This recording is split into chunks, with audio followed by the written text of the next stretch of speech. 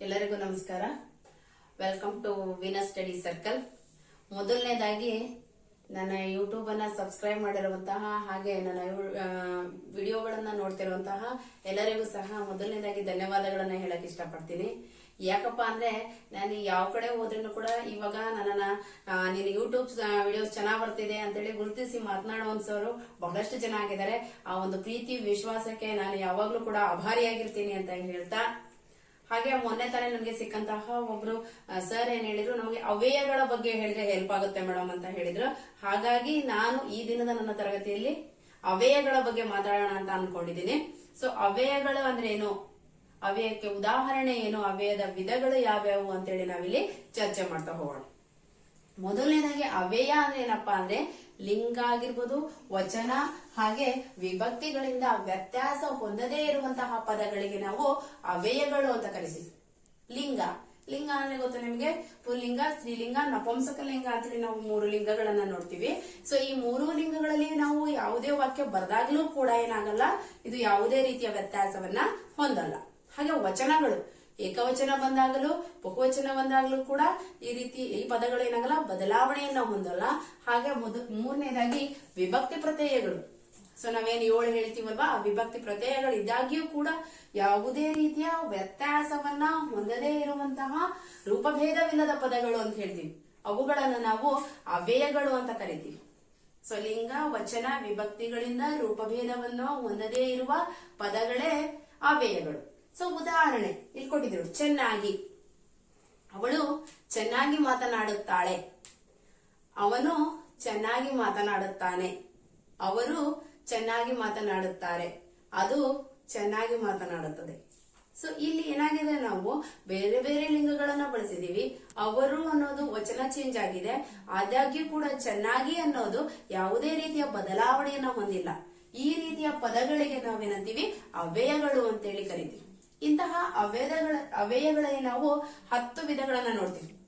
ಸಾಮಾನ್ಯ ಅವ್ಯಯ, ಅನುಕರಣ ಅವ್ಯಯ, ಭಾವಸೂಚಕ ಅವ್ಯಯ, ಕ್ರಿಯಾರ್ಥಕ ಅವ್ಯಯ, ಸಂಬಂಧಾರ್ಥಕ ಅವ್ಯಯ, ಕೃದಾಂತ ಅವ್ಯಯ, ತದಿತಾಂತ ಅವ್ಯಯ, ಹಾಗೆ ಅವತರಣಾರ್ಥಕ ಅವ್ಯಯ, ಸಂಬೋಧಕಾವ್ಯಯ, ಹಾಗೆ ಕೊನೆಯದಾಗಿ ಪ್ರಶ್ನಾರ್ಥಕ ಅವ್ಯಯ ಅಂತ. ಈಗ ನಾವು ಒಂದೊಂದೇ ಇದ್ರ ಬಗ್ಗೆ ತಿಳ್ಕೊಳ್ತಾ ಹೋಗೋಣ.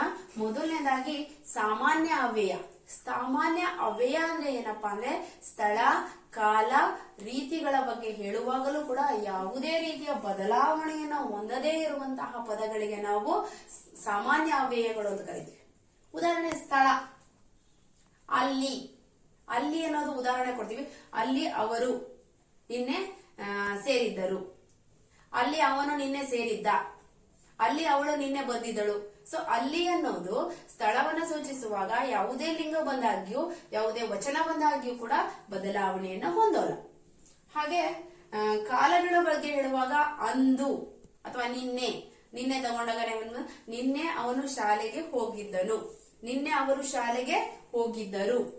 ಈ ರೀತಿ ನಿನ್ನೆ ಅನ್ನುವಂತಹದ್ದು ಏನಾಗಲ್ಲ, ಯಾವುದೇ ರೀತಿಯಾದಂತಹ ಬದಲಾವಣೆಯನ್ನ ಹೊಂದಲ್ಲ.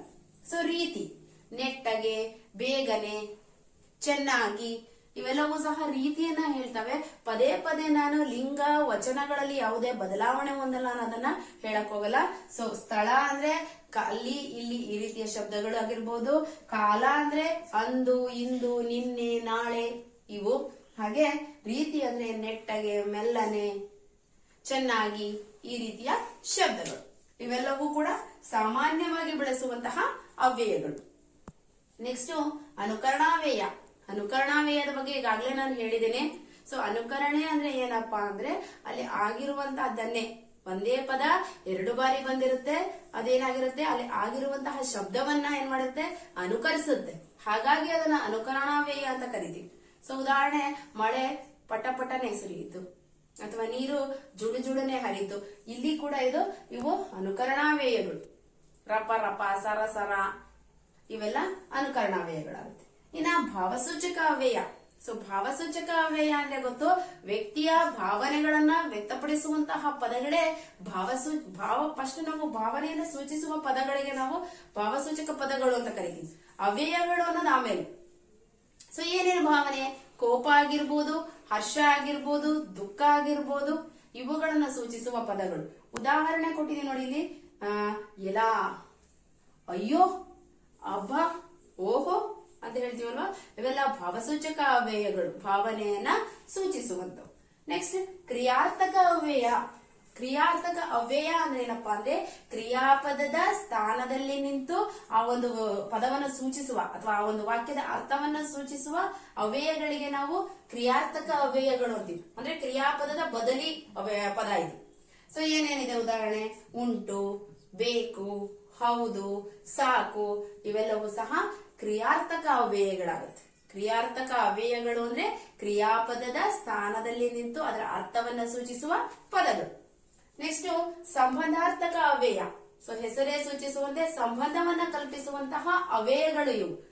ಯಾವ ಸಂಬಂಧಗಳು? ಎರಡು ಪದಗಳ ನಡುವೆ ಇರಬಹುದು ಅಥವಾ ಹಲವು ಪದ ಸಮುಚ್ಚಯಗಳ ನಡುವೆ ಏನ್ ಮಾಡುತ್ತೆ, ಸಂಬಂಧವನ್ನ ಕಲ್ಪಿಸುತ್ತೆ. ಇದಕ್ಕೆ ಉದಾಹರಣೆ ಏನಪ್ಪಾ ಅಂದ್ರೆ ನಾವು ಬಹಳಷ್ಟು ಬಳಸುವಂತಹ ಮತ್ತು, ಆದರೆ, ಆದ್ದರಿಂದ, ಏಕೆಂದರೆ, ಇವೆಲ್ಲ ಏನ್ ಮಾಡುತ್ತೆ, ಎರಡು ಪದಗಳನ್ನ ಸಂಯೋಜನೆ ಮಾಡ್ತವೆ. ಹಾಗಾಗಿ ಇವನ್ನ ಸಂಬಂಧಾರ್ಥಕ ಅವ್ಯಯಗಳು ಅಂತ ಕರಿತೀವಿ. ಸೊ ಒಂದು ಹೊಸದಾಗಿ ಕೊಟ್ಟಾರಪ್ಪ ಇಲ್ಲಿ ಅಂದ್ರೆ ಹೂ ಅನ್ನೋದು ಕೂಡ ಸಂಬಂಧಾರ್ಥಕ ಅವ್ಯಯ ಅಂತ ಹೇಳ್ತಾರೆ. ಯಾಕಪ್ಪ ಅಂದ್ರೆ ರಾಮನು, ಲಕ್ಷ್ಮಣನು, ಭರತನು ಹಾಗೂ ಶತ್ರುಘ್ನನು ಏನವರು ಅಣ್ಣ ತಮ್ಮಂದಿರು ಅಥವಾ ಸಹೋದರರು ಅಂತ ಹೇಳ್ಬೋದು. ಅದೇ ರೀತಿ ನೆಕ್ಸ್ಟ್ ಕೃದಂತಾವ್ಯಯ. ಕೃದಂತಾವ್ಯಯ, ತದಿತಾಂತಾವ್ಯಯ ಎರಡು ಒಟ್ಟಿಗೆ ಹೇಳಿದ್ರೆ ಅರ್ಥ ಆಗುತ್ತೆ. ಯಾಕಪ್ಪ ಅಂದ್ರೆ ಕೃದಂತ ಅಂದ್ರೆ ಧಾತುಗಳಿಗೆ ಕೃತ್ ಪ್ರತ್ಯಯ ಸೇರುತ್ತೆ. ತದಿತಾಂತ ಅಂದ್ರೆ ನಾಮಪದಕ್ಕೆ ಅಥವಾ ನಾಮ ಪ್ರಕೃತಿಗಳಿಗೆ ಏನಾಗುತ್ತೆ, ತದಿತ ಪ್ರತ್ಯಯ ಸೇರುತ್ತೆ. ಕೃದಂತದಲ್ಲಿ ಧಾತು ಪ್ಲಸ್ ಕೃತ್ ಪ್ರತ್ಯಯ ಅಂತ ಹೇಳ್ತೀವಿ. ನೀವು ಕನ್ಫ್ಯೂಸ್ ಮಾಡ್ಕೊಬೇಡಿ, ಇದೊಂದೇ ಅವ್ಯಯಕ್ಕೆ ಸಂಬಂಧಪಟ್ಟಂಗೆ ಅಲ್ಲ. ನಿಮಗೆ ಕೃದಂತನ ಇದು ತದಿತಾಂತನ ಅಂತ ಗುರುತಿಸ್ಬೇಕು ಅಂತ ಕೇಳಿದಾಗ ಧಾತು ಇತ್ತಪ್ಪ. ಧಾತು ಅಂದ್ರೆ ಏನು? ಕ್ರಿಯಾಪದದ ಮೂಲ ರೂಪವೇ ಧಾತು. ಆ ಧಾತು ಇತ್ತಂದ್ರೆ ಅದು ಕೃದಂತ ಆಗುತ್ತೆ. ನಾಮ ಪ್ರಕೃತಿ ಇತ್ತಪ್ಪ ಅಂದ್ರೆ ಅದು ತದಿತಾಂತ ಆಗುತ್ತೆ. ಸೊ ಕೃದಂತದಲ್ಲಿ ಧಾತು ಪ್ಲಸ್ ಕೃತ್ ಪ್ರತ್ಯಯ ಸೇರಿದೆ. ಉದಾಹರಣೆ ನೋಡಿ, ಹೂ ಅನ್ನೋದು ಕೃತ್ ಪ್ರತ್ಯಯ. ಬರೆ ಎನ್ನುವಂತಹ ಧಾತುಕ್ ಸೇರಿದಾಗ ಅದೇನಾಗುತ್ತೆ, ಬರೆದು. ಅದೇ ರೀತಿ ಹೋಗದೆ, ಹಾಡಲು, ಇವು ಕೃದಂತಗಳಾಗ್ತವೆ. ತದಿತಾಂತಕ್ಕೆ ಬಂದಾಗ ನಾಮಪದ ಪ್ಲಸ್ ತದಿತ ಪ್ರತ್ಯಯ ಸೇರುತ್ತೆ. ಸೊ ಅದಕ್ಕೆ ಉದಾಹರಣೆ ರಮೇಶನಂತೆ. ರಮೇಶ ಅನ್ನೋದು ನಾಮಪದ, ಅದಕ್ಕೆ ಅಂತೆ ಎನ್ನುವಂತಹ ತದಿತ ಪ್ರತ್ಯಯ ಸೇರಿ ಏನಾಗುತ್ತೆ, ರಾಮನಂತೆ. ಹಕ್ಕಿಯ ಹಾಗೆ, ಹಾಗೆ ನದಿಯವರೆಗೆ. ಸೊ ಇವೆಲ್ಲ ತದಿತಾಂತಗಳು. ನೆಕ್ಸ್ಟ್ ಬರೋಣ ಅವತರಣಾರ್ಥಕ ಅವ್ಯಯ. ಅವತರಣೆ ಅಂದ್ರೇನು ಅಂದ್ರೆ ಹಲವುಗಳಲ್ಲಿ ನಿಶ್ಚಿತವಾದದನ್ನ ಸೂಚಿಸೋದು. ಬಹಳಷ್ಟು ಇರುತ್ತೆ, ಅದರಲ್ಲಿ ಒಂದು ಪ್ರತ್ಯೇಕವಾಗಿ ಒಂದನ್ನೇ ಸ್ಪೆಸಿಫೈ ಮಾಡ್ತೀವಲ್ವಾ, ಅದು ಅವತರಣೆ. ಹಲವು ವಸ್ತುಗಳಲ್ಲಿ ಒಂದನ್ನ ನಿಶ್ಚಯಿಸ್ತೀವಿ. ಉದಾಹರಣೆ, ಅಲ್ಲಿ ಎಷ್ಟೊಂದ್ ಜನ ಹುಡುಗಿಯರಿದ್ದಾಗ ಅವಳೇ ನನ್ನ ಸ್ನೇಹಿತೆ ಅಂತ ಹೇಳ್ತೀವಲ್ವಾ, ಅದು ಅವತರಣೆ. ಪುಸ್ತಕಗಳು ಬಹಳ ಇದ್ದಾಗ ಅದೇ ನನ್ನ ನೆಚ್ಚಿನ ಪುಸ್ತಕ ಅಂತ ಹೇಳ್ತೀವಲ್ವಾ, ಅದು ಅವತರಣೆ. ಸೊ ಅದೇ, ಅವಳೇ, ನಾನೇ, ನೀನೇ, ಇವು ಅವತರಣಾರ್ಥಕ ಅವ್ಯಯಗಳಾಗ್ತಾವ. ನೆಕ್ಸ್ಟ್ ಸಂಬೋಧಕಾವ್ಯಯ. ಸಂಬೋಧಕ ಅಂದ್ರೆ ಏನು? ಸಂಭಾಷಣೆಯನ್ನ ಮಾಡುವಾಗ ಇವುಗಳನ್ನ ಬಳಸ್ತೀವಿ. ಸಂಬೋಧನೆ ಮಾಡ್ತೀವಿ, ಕರೆಯೋದು ಅಂತ ಹೇಳ್ತೀವಲ್ಲ ಅದು. ಏನು? ಲೇ, ಎಲೋ, ಓ, ಏ ಅಂತ ಕರಿತೀವಲ್ವಾ, ಇವೆಲ್ಲ ಸಂಬೋಧನೆಯನ್ನ ಮಾಡುವಂತಹ ಅವ್ಯಯಗಳು. ಹಾಗಾಗಿ ಇವುಗಳನ್ನ ನಾವು ಸಂಬೋಧಕಾವ್ಯಯಗಳು ಅಂತ ಹೇಳಿ ಕರಿತೀವಿ. ನೆಕ್ಸ್ಟ್ ಕೊನೆಯದಾಗಿ ಪ್ರಶ್ನಾರ್ಥಕ ಅವ್ಯಯ. ಪ್ರಶ್ನಾರ್ಥಕ ಅವ್ಯಯ ಅಂದ್ರೆ ನಿಮ್ಗೆಲ್ಲ ಗೊತ್ತೇ ಆಗುತ್ತೆ, ಪ್ರಶ್ನೆಯನ್ನ ಕೇಳುವಾಗ ಬಳಸುವಂತಹ ಅವ್ಯಯಗಳು. ಯಾವುವು? ಬಂದರೆ, ಹೋದರೆ, ಅಥವಾ ಹೋದೆಯಾ, ಬಂದೆಯಾ. ಸೊ ಈ ರೀತಿಯ ಅವ್ಯಯಗಳಿಗೆ ನಾವು ಪ್ರಶ್ನಾರ್ಥಕ ಅವ್ಯಯಗಳು ಅಂತ ಕರಿತೀವಿ. ಇದಿಷ್ಟು ಅವ್ಯಯಗಳ ಬಗ್ಗೆ. ಒಟ್ಟಾರೆ ಅವ್ಯಯ ಅಂದ್ರೆ ಲಿಂಗ, ವಚನ, ವಿಭಕ್ತಿಗಳಿಂದ ಯಾವುದೇ ರೀತಿಯ ರೂಪಭೇದವನ್ನ ಹೊಂದದೇ ಇರುವಂತಹ ಪದಗಳಿಗೆ ನಾವು ಅವ್ಯಯಗಳು ಅಂತ ಹೇಳಿ ಕರಿತೀವಿ. ಸೊ ಇದಿಷ್ಟು ಅವ್ಯಯದ ಅರ್ಥ, ಉದಾಹರಣೆ ಹಾಗೂ ವಿಧಗಳು. ಇದಿಷ್ಟು ನಿಮಗೆ ಅರ್ಥ ಆಗಿದೆ ಅಂತ ಅನ್ಕೊಡ್ತೀನಿ. ಈ ವಿಡಿಯೋ ನಿಮ್ಗೆ ಇಷ್ಟ ಆಗಿದ್ರೆ ದಯವಿಟ್ಟು ಲೈಕ್, ಶೇರ್ ಅಂಡ್ ಸಬ್ಸ್ಕ್ರೈಬ್ ಮಾಡಿ. ಮತ್ತೊಮ್ಮೆ ನಿಮ್ಮ ಪ್ರೀತಿ ವಿಶ್ವಾಸಕ್ಕೆ ನನ್ನ ಧನ್ಯವಾದಗಳನ್ನ ತಿಳಿಸ್ತಾ ಈ ವಿಡಿಯೋವನ್ನ ಇಲ್ಲಿಗೆ ಎಂಡ್ ಮಾಡ್ತಿದ್ದೀನಿ. ಈ ದಿನ ಶುಭವಾಗಿರ್ಲಿ ಅಂತ ಆಶಿಸ್ತಾ ನಿಮ್ಗೆಲ್ಲರಿಗೂ ಒಳ್ಳೆಯದಾಗಲಿ. ಧನ್ಯವಾದಗಳು.